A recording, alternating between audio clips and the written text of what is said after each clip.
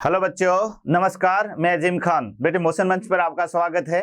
बेटे अपन अध्याय नंबर 9 का लेक्चर नंबर 4 लेकर आए हैं, जिसमें आज अपन पढ़ेंगे कि रोग प्रतिरोधकता के लिए पादप प्रजनन क्यों आवश्यक है। यानी बेटे पादप प्रजनन से ऐसी ऐसी प्रजातियां विकसित कर ली जाएगी जिनके अंदर रोग प्रतिरोधक क्षमता भी मौजूद होगी। उससे पहले बेटे अपन ने प्रीवियस लेक्चर के अंदर पादप प्रजनन क्या है और पादप प्रजनन कैसे किया जाता है, किस तरह से बेटे जो है जनकों का चुनाव किया जाता है और कौन सी संततियां उत्पन्न होती है। आज का जो हमारा टॉपिक रहेगा बेटे वो रहेगा कि पादप प्रजनन जो है वो प्रतिरोधकता में कैसे सहायक होता है, किस तरह से कौन कौन सी ऐसी किस्में बनाई जाएगी जिनके में रोग प्रतिरोधक क्षमता ज्यादा होगी। तो आइए बेटे देखते हैं अपन। तो यहां पर अपन के पास में पहला टॉपिक रहेगा और पहला टॉपिक है बेटे पादप प्रजनन में रोग प्रतिरोधकता।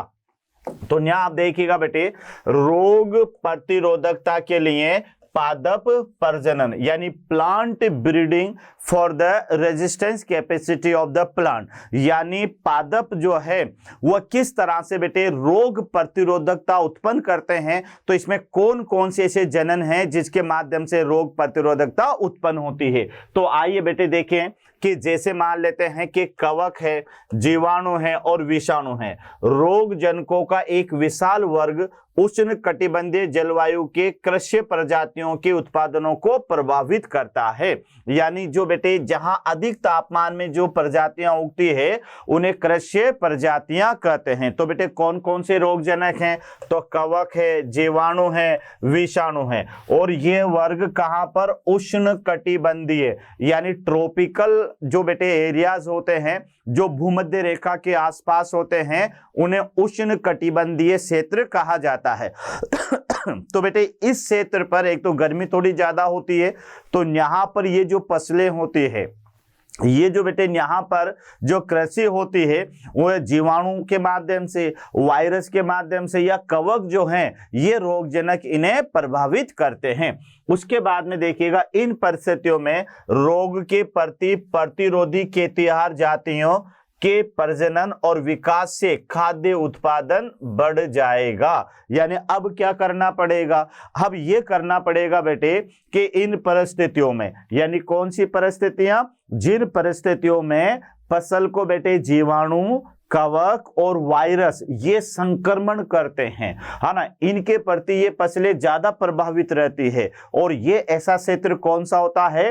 तो ये उष्ण कटिबंधीय क्षेत्र ऐसा होता है। तो बेटे यहां पर आप देखो कि इन परिस्थितियों में यानी प्रतिरोधी खेतिहर जातियों का प्रजनन और विकास से अब ये किया जाएगा कि बेटे यहां पर ऐसी फसलें तैयार की जाएगी जो कि इन कवकों के प्रति, इन रोगाणुओं के प्रति प्रतिरोधी हो, जिस कारण से बेटे यहां पर क्या बढ़ाई जा सकती है? उत्पादकता बढ़ाई जा सकती है। यानी जैसे ट्रांसजेनिक प्लांट होता है ना, तो अगर अपन किसी बेटे जो है टारगेट सेल से जिसपे कीटों का संक्रमण होता है उसमें वांछित जीन को जब हम प्रवेश करवा देते हैं तो ऐसा पौधा बनता है जिसमें फिर कीटों का संक्रमण नहीं होता। उसी तरह से आपको याद रखना है कि बेटे जहां पर इन रोग जनकों का संक्रमण ज्यादा होता है तो पादप प्रजनन के माध्यम से ऐसी नई किस्में तैयार कर ली जाती है जो इन रोगों के प्रति प्रतिरोधी होती है।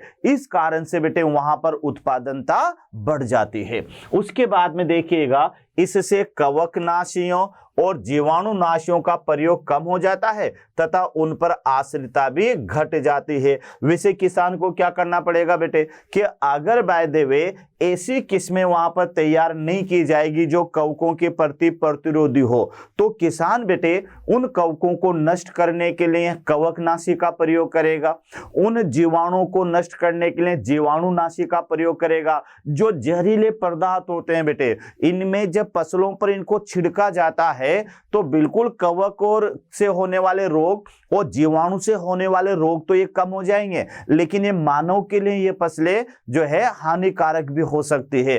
तो फिर अगर बाय द वे पादप प्रजनन के माध्यम से ही ऐसी प्रजातियां विकसित कर ली जाए जो कीटों के प्रति, कवकों के प्रति, जीवाणुओं के प्रति अगर प्रतिरोधी हो जाएगी तो फिर बेटे ऐसी फसलों पर किसी जीवाणुनाशी के छिड़काव की या किसी कवकनाशी के छिड़काव की आवश्यकता नहीं होगी। तो ये थोड़ा सा आपको याद रखना है। उसके बाद में बेटे आप देखिएगा कि पोषी पादपों की जो प्रतिरोधकता है, उनकी रोग जनकों के रोग उत्पन्न करने की क्षमता है, यानी जो पोषी पादप है उनकी प्रतिरोधकता रोग जनकों के रोग उत्पन्न करने की जो क्षमता है, यानी रोकने की क्षमता है। तो ये थोड़ा सा ध्यान रखना कि जो पादप प्रतिरोधी होते हैं बेटे, उनकी रोग जनकों को रोग उत्पन्न करने से रोकने की क्षमता है।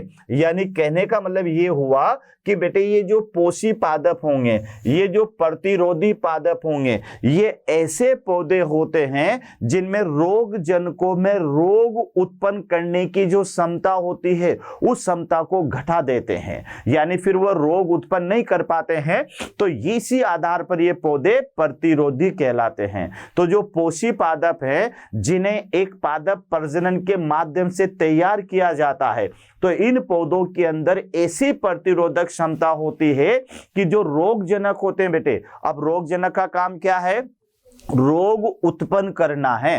तो बेटे ये क्या करेंगे कि इन रोग जनकों की जो रोग उत्पन्न करने की जो क्षमता है, उस क्षमता को घटा देते हैं, कम कर देते हैं। उसके बाद में देखिएगा, प्रजनन की क्रिया अपनाने से पूर्व रोग कारक जीव के बारे में जानकारी तथा उसके प्रसार की क्रियाविधि की जानकारी भी महत्वपूर्ण है। यानी बेटे ये भी याद रखना कि प्रजनन क्रिया अपनाने से पहले, यानी बेटे जो पौधे रोगकारी हैं, जिन पौधों में कीटों का, जीवाणु का संक्रमण होता है, तो उन पौधों में हमें प्रजनन करवा करके एक प्रतिरोधी पौधा बनाना है।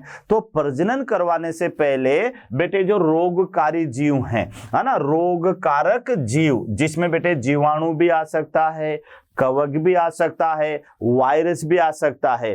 तो बेटे प्रजनन करवाने से पहले ये जानकारी ले लेनी चाहिए कि जो पौधे को संक्रमण करता है ना, जो रोग कारक पौधे को संक्रमित करता है, उसके बारे में जानकारी है कि वो किस के प्रति प्रतिरोधी होता है, ये जानकारी लेना चाहिए। और साथ में उसके प्रसार की क्रियाविधि की जानकारी भी होना चाहिए। यानी बेटे ये भी होना चाहिए कि जो रोगजनक है ना, वो कैसा है और वह एक स्थान से दूसरे स्थान पर किन किन माध्यमों से फैलता है, तो ये जानकारी भी ले लेना चाहिए।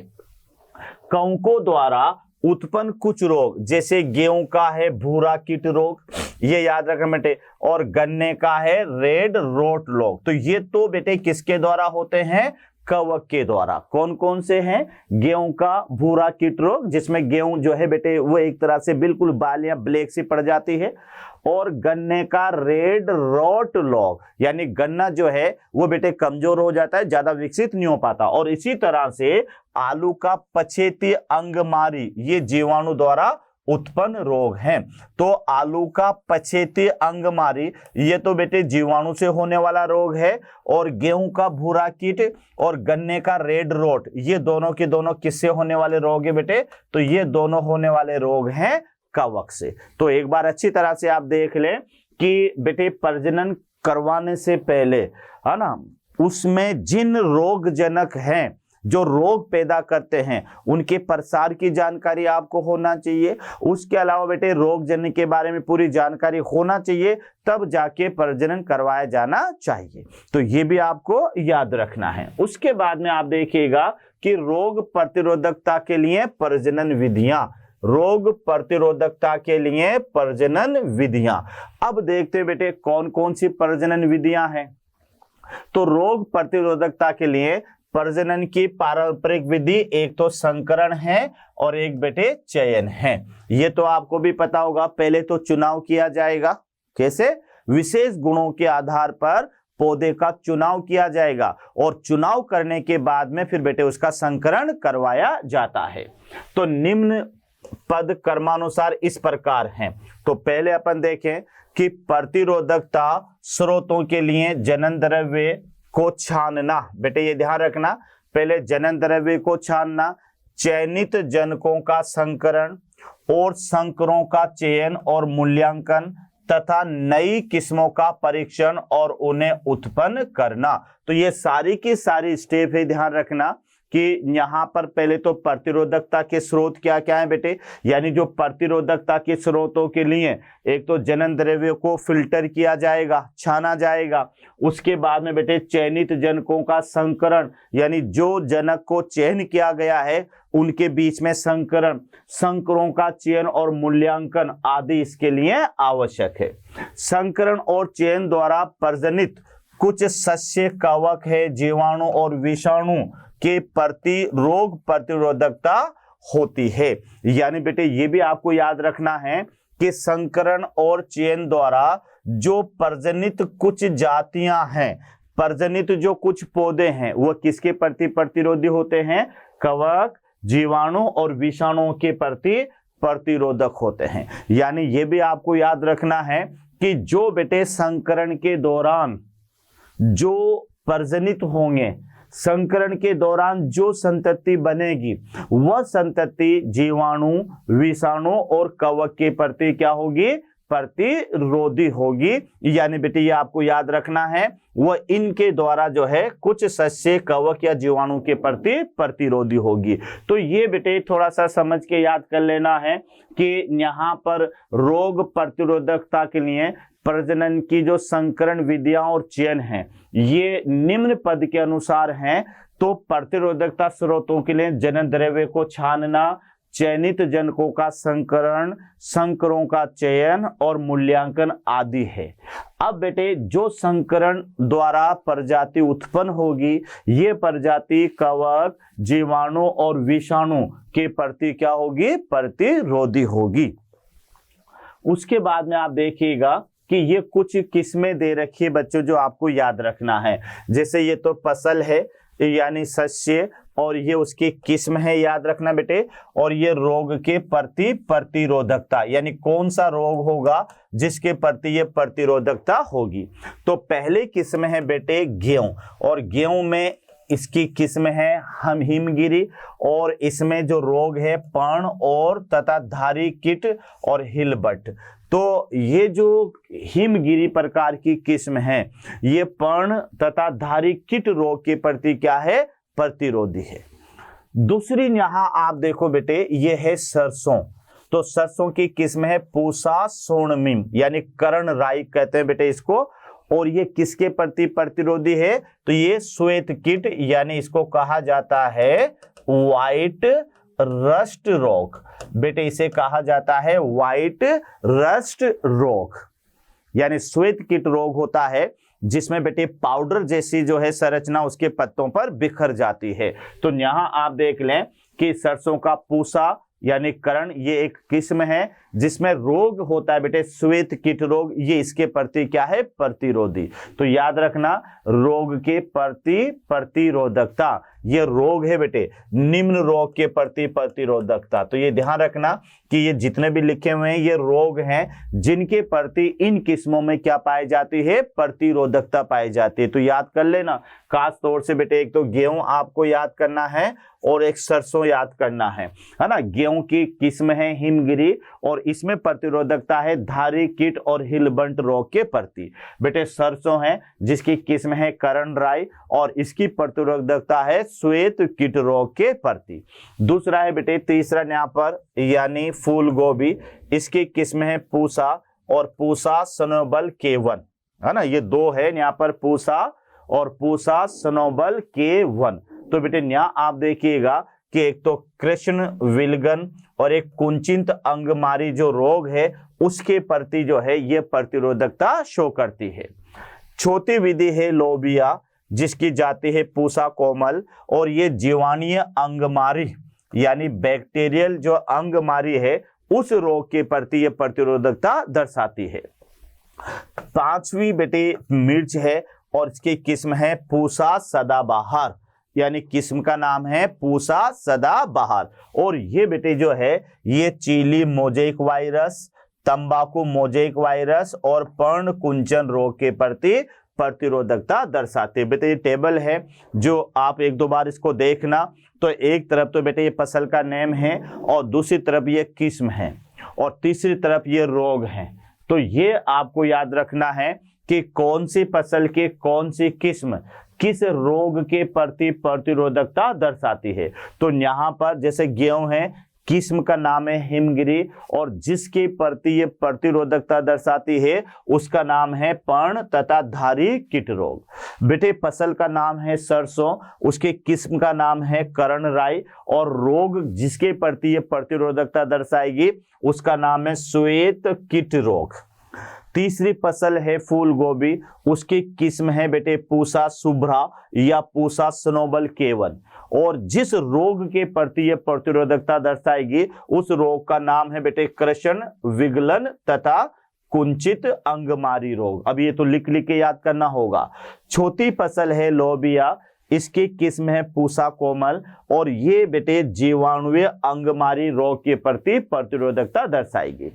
चौथा है बेटे पांचवा मिर्च, और मिर्च की किस्म है पूसा सदाबहार, और ये पूसा सदाबहार चिली मोजेक वायरस, तंबाकू मोजेक वायरस के प्रति प्रतिरोधकता शो करेगी। तो इस तरह से बहुत ही इंपॉर्टेंट है रोग प्रतिरोधकता के लिए पादप प्रजनन की ये टेबल।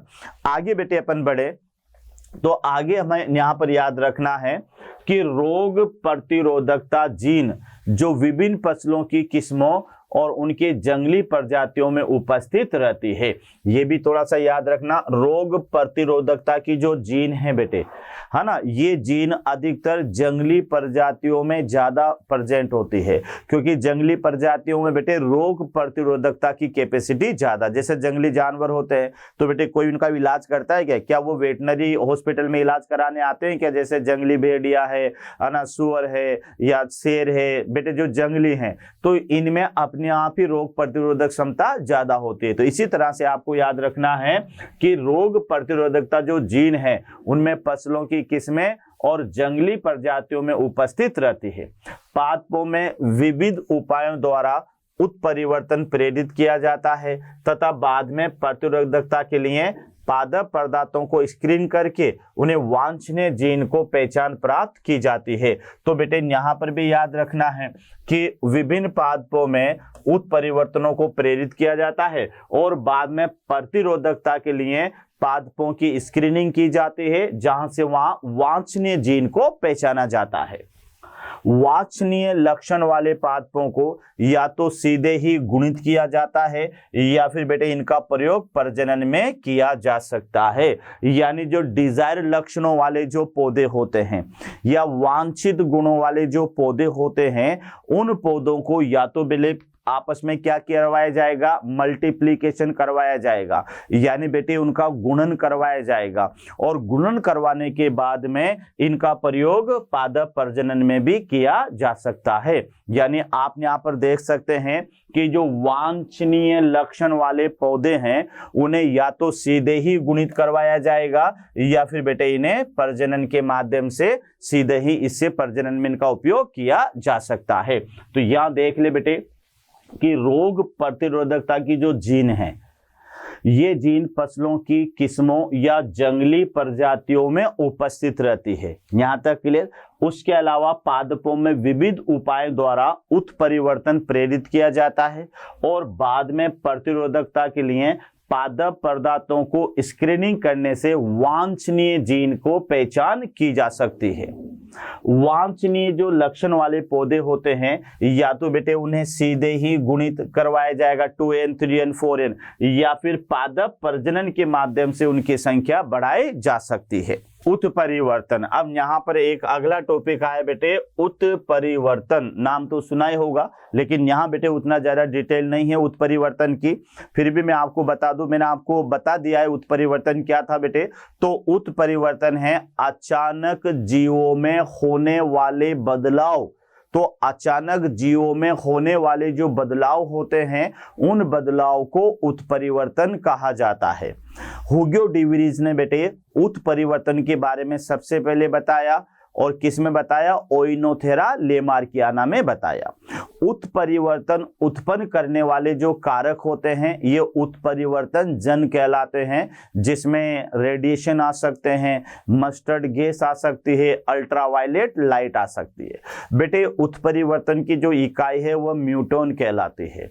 उत्परिवर्तन आनुवांशिक भी हो सकते हैं और नहीं भी हो सकते, ये लाभदायक भी हो सकते हैं बेटे और नहीं भी हो सकते। ये दो तरह के उत्परिवर्तन होते हैं, एक तो गुणसूत्रीय उत्परिवर्तन होते बच्चों और एक जीन उत्परिवर्तन होता है।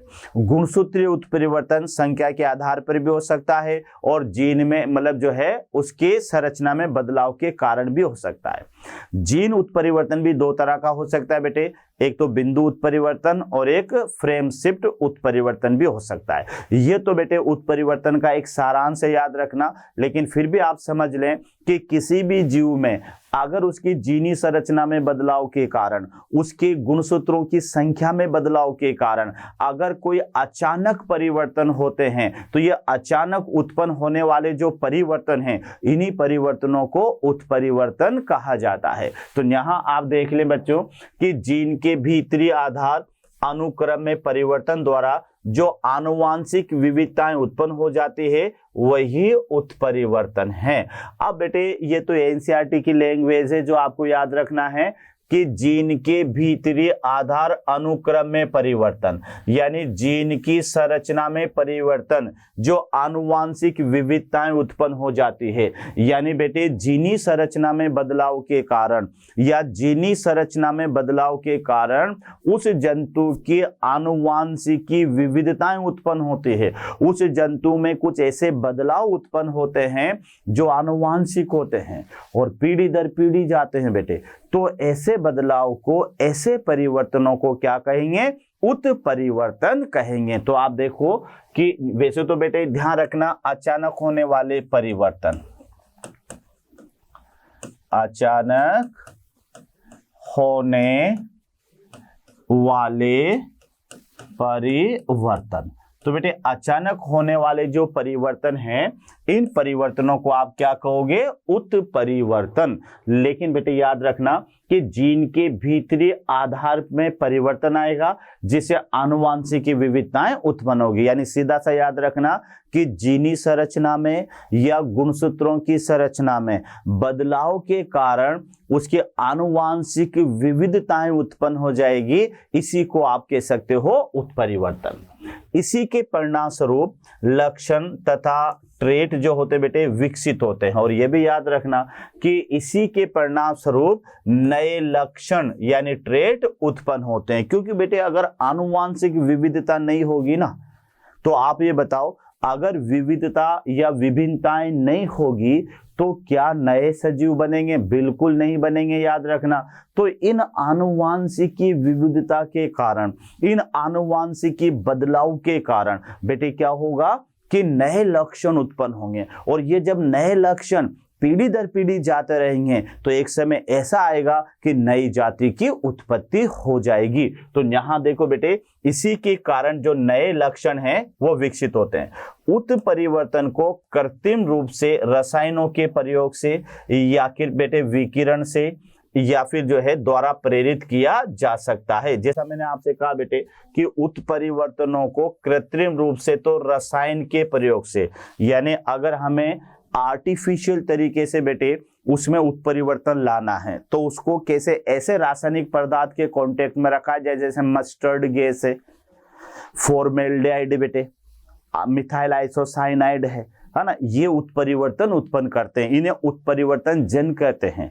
इसी तरह से बेटे रेडिएशन के अंदर गामा रेज है, अल्ट्रावायलेट रेज है, एक्स रेज है, इनके संपर्क में अगर लाया जाएगा तो इनमें बेटे आर्टिफिशियल तरीके से उत्परिवर्तन उत्पन्न हो जाएंगे।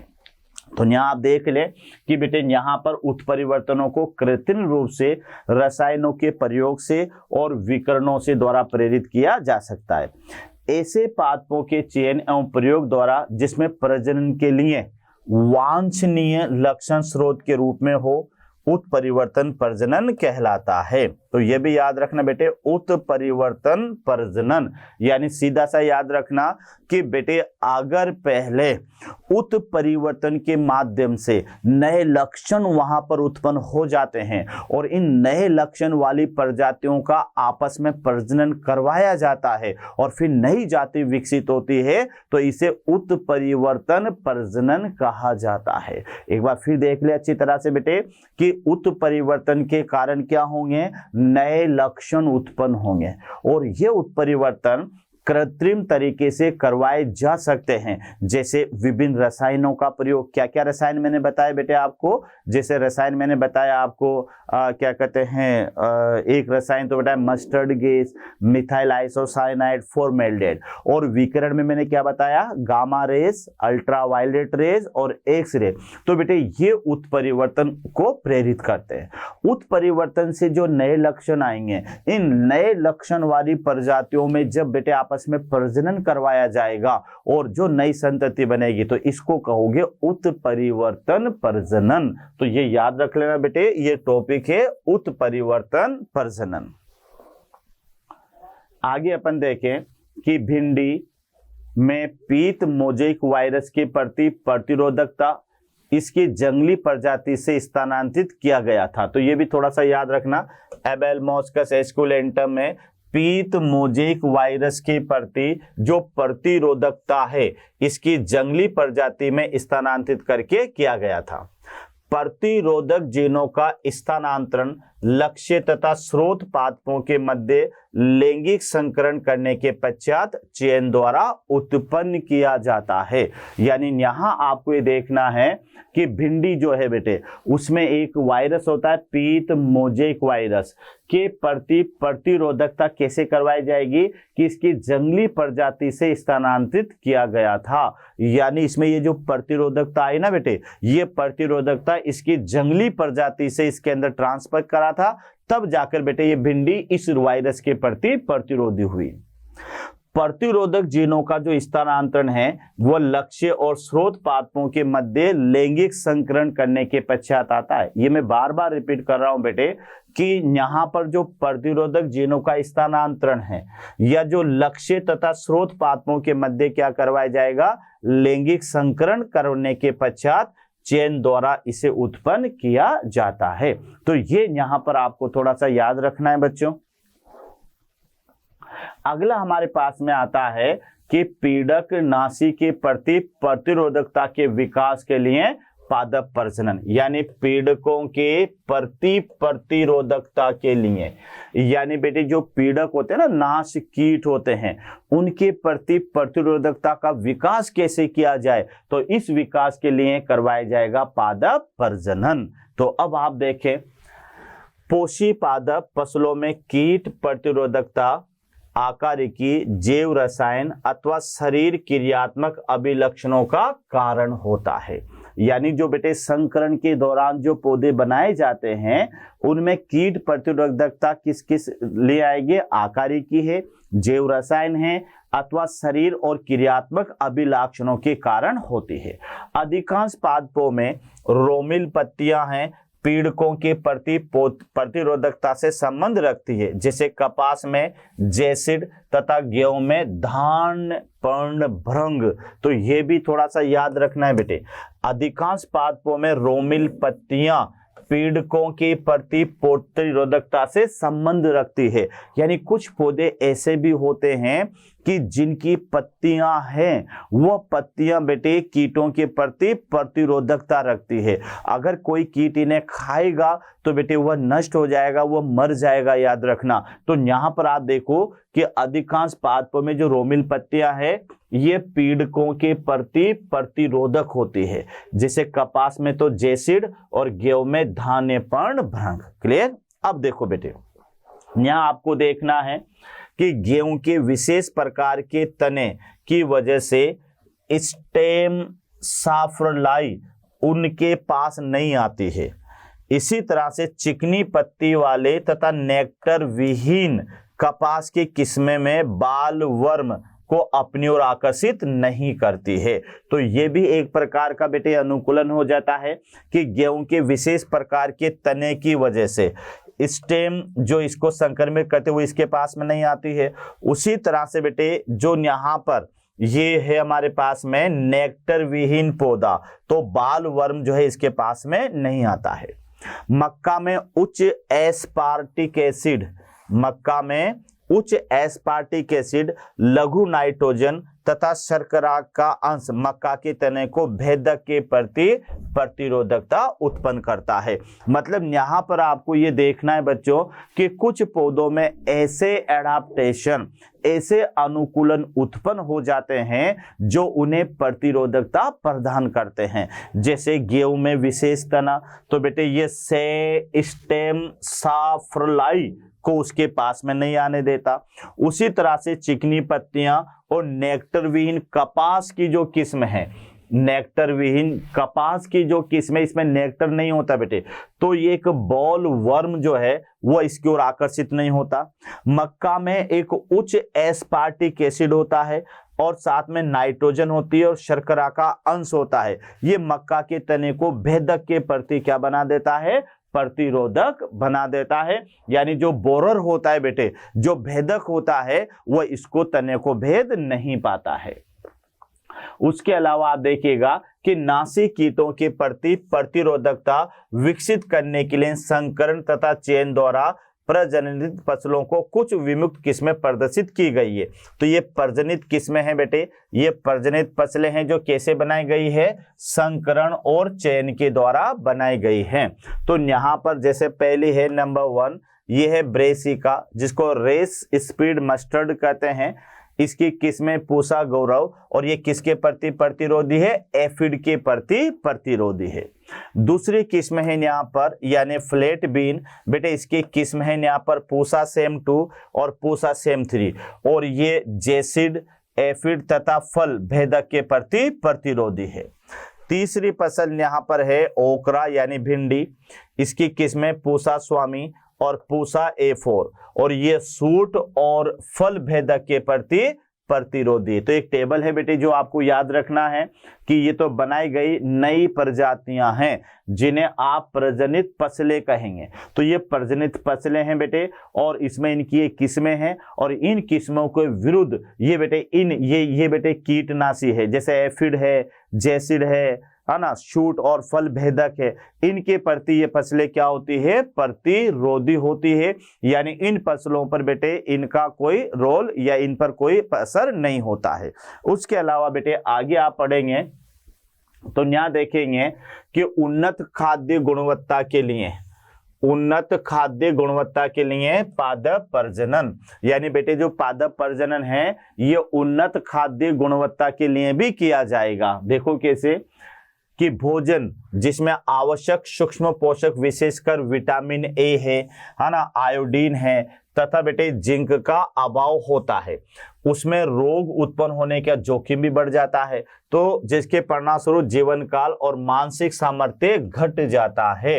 यानी बेटे यानी भोजन, अगर ऐसा भोजन बेटे जिसमें क्या क्या कम हो, जिसमें विटामिन ए कम हो, आयोडीन कम हो, जिंक का अभाव हो, तो उससे रोग भी उत्पन्न होने की संभावना बढ़ जाएगी और साथ में बेटे उसका जीवन काल भी कम हो जाएगा और मानसिक सामर्थ्य भी घट जाएगा। यानी पहले ये समझ लो आप कि बेटे अगर किसी व्यक्ति के भोजन में हम ऐसी फसलें इस्तेमाल हो रही है, ऐसी फसल इस्तेमाल हो रही है, ऐसा भोजन वो इस्तेमाल कर रहा है जिस भोजन में विटामिन ए की भी कमी हो, जिस भोजन में पोषक तत्वों की कमी हो, जिंक की कमी हो, तो बेटे क्या होगा कि उसमें एक तो रोग उत्पन्न होने की संभावना ज्यादा बढ़ जाएगी और साथ में उसका जीवन काल भी कम हो जाएगा और उसकी मानसिक स्थिति भी कम हो जाएगी। तो फिर क्या किया जाएगा बेटे, उन्नत पोषण और पोषक गुणवत्ता के लिए निम्न सुधार के उद्देश्य से प्रजनन किया गया है।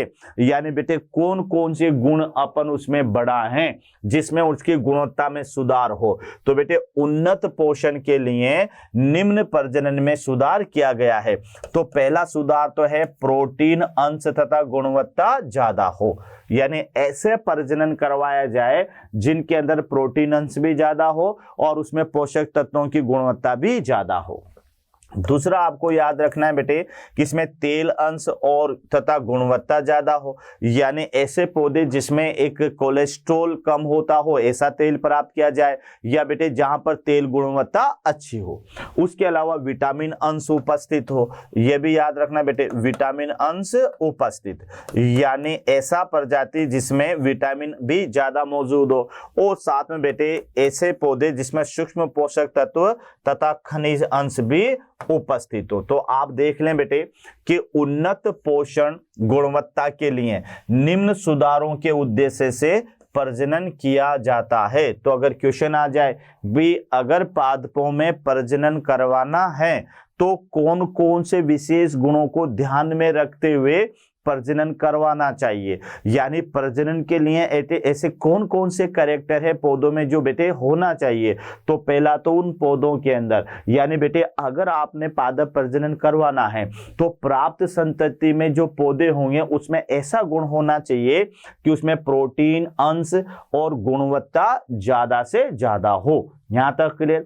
उसके अलावा बेटे उसमें तेल अंश और गुणवत्ता भी ज्यादा हो, तेल यानी उसमें तेल उत्पादकता ज्यादा हो, तेल भी ऐसा हो बेटे जो कोलेस्ट्रॉल कम करता हो, वह गुणवत्ता हो, है ना। विटामिन अंश उसमें होने चाहिए, यानी ऐसे पौधे जिसमें विटामिन बेटे पर्याप्त मात्रा में हो वह ऐसे प्रजनन करवाना चाहिए। और पोषक तत्व और खनिज भी उसमें उपस्थित हो। जब इन पौधों का सेवन करेंगे तो फिर बेटे अगर ये सारी की सारी चीजें भोजन में मौजूद होगी तो उस व्यक्ति में रोग प्रतिरोधक क्षमता बढ़ जाएगी, उस व्यक्ति का जीवन काल बढ़ जाएगा थोड़ा, और उस व्यक्ति का जो है बेटे मानसिक विकास भी पूरा होगा। तो यहाँ पर उन्नत पोषण और गुणों के लिए बेटे सुधार के लिए प्रजनन किया गया है। तो ये जो 4 गुण हैं इन गुणों को आप ध्यान में रखें, इन गुणों को ध्यान में रखकर ही प्रजनन करवाया जाना चाहिए। आगे देखिएगा बच्चों कि पहले से विद्यमान, यहां आप देखें कि पहले से विद्यमान संकर मक्का की तुलना 2000 में विमुक्त संकर मक्का में अमीनो एसिड लाइसिन और ट्रिप्टोफान की दुगनी मात्रा विकसित की गई है। यह भी थोड़ा सा याद रखना कि पादप प्रजनन के माध्यम से बेटे 2000 में जो मक्का विकसित की गई है उसमें अमीनो एसिड की मात्रा, लाइसिन, अमीनो एसिड में कौन सा बेटे लाइसिन और ट्रिप्टोफान, इन दोनों की मात्रा दुगनी विकसित की गई। तो ये क्वेश्चन आ सकता है कि मक्का में बेटे कि जो मक्का की प्रजाति 2000 में विकसित की गई है उसमें कौन कौन से अमीनो एसिड की मात्रा ज्यादा है। तो फिर याद रखना एक तो लाइसिन और एक ट्रिप्टोफान। लोह तत्व बहुत धन की किस्म या धान, ये ध्यान रखना बेटे, लोह तत्व बहुल धान की किस्मों को विकसित करना अब संभव हो गया है, जिसमें सामान्य प्रयोग में लाई गई किस्मों की तुलना में लोह तत्व की मात्रा यानी बेटे आयरन की मात्रा 5 गुना ज्यादा होती है। तो ये भी याद रखना बेटे, पादप प्रजनन के माध्यम से ऐसी धान की फसल को विकसित किया गया है जिसमें मौजूद लोह या आयरन की जो मात्रा है वह पहले वाली की तुलना में 5 गुना ज्यादा है। भारतीय कृषि अनुसंधान संस्थान नई दिल्ली ने बहुत सी सब्जियों की फसलों का मोचन किया है, यानी बेटे जो भारतीय कृषि अनुसंधान संस्थान है जिसको एम्स अपन कहते हैं, नई दिल्ली में बहुत सी सब्जियों की फसलों का मोचन किया गया जिसमें विटामिन और खनिज प्रचुर मात्रा में होते हैं, जैसे कि गाजर है, पालक है, कद्दू है, इसमें विटामिन ए, करेला, बथुआ, सरसों, टमाटर में विटामिन सी ज्यादा होता है, पालक और बथुआ जिसमें आयरन और कैल्शियम की प्रचुर मात्रा में होती है, ब्रांड बीज है, लबलब है, फ्रेंच है, गार्डन मटर में प्रोटीन की प्रचुर मात्रा पाई जाती है। बेटे कृषि भारतीय कृषि अनुसंधान संस्थान है, यानी बेटे इसको नीरी भी कहा जाता है। तो यहाँ पर जो है क्या कहते हैं इसको, मतलब भारतीय कृषि अनुसंधान संस्थान है। तो बेटे ये जो अनुसंधान संस्थान है ये नई दिल्ली में मौजूद है, बेटे ध्यान रखना, यानी इंडियन एग्रीकल्चर रिसर्च इंस्टीट्यूट, यानी बेटे इंडियन एग्रीकल्चर यानी इंडियन एग्रीकल्चर रिसर्च इंस्टीट्यूट, इसको ये कहते हैं RI कहा जाता है बेटे इसे।